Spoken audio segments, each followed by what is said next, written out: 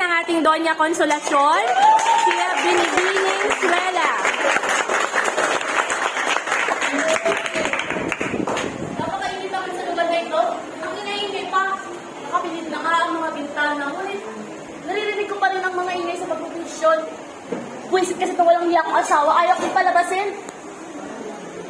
Asa na nga ang mga katulong? Ay, nalang-nalang pala kayo. Mga panit, hindi ko pala nakita. Hindi na lamang ako sinasalita. Ano ito? Bakit hindi kayo naggalang sa akin? Ako ba yung hindi na nakikilala?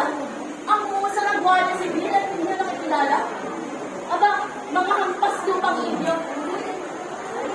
Ano, hindi nakikilala ang address ng Doña Consolacion.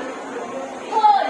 Hindi ko kayo sama ko ang iba sa inyo sa labada. Eh, maaari na ako ipatutuhan yung dati. Hindi! Dahil ako ay asawa na ng address. Isa na ako ang Doña. Doña! Nakawala ko pa dati mong kura ang piskal ng Santiago. Halos ganito rin. Napakaingat kahit kung saan ang mga bintana. Bisip kong asawa ko, ayaw ko palabasin. Lagi na lamang siya ganyan. Lagi na lamang pinakuya ang lahat ng dating asawa. Lagi na lamang. Hindi ka lang yung makaya doon. Dahil narinig kasi ako kumakanta. Sino nga ba yun? Sisa! Oo, Sisa! Yung baliw! Akalain mo, ang ganyan mo pala kung magkano ka na yun.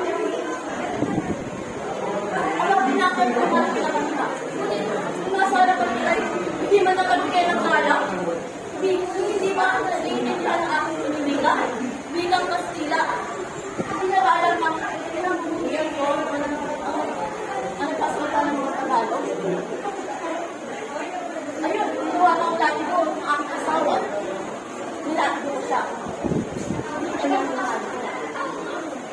Si Papa rin ang pagkaubos na pasensya ko sa Victoria ng yun.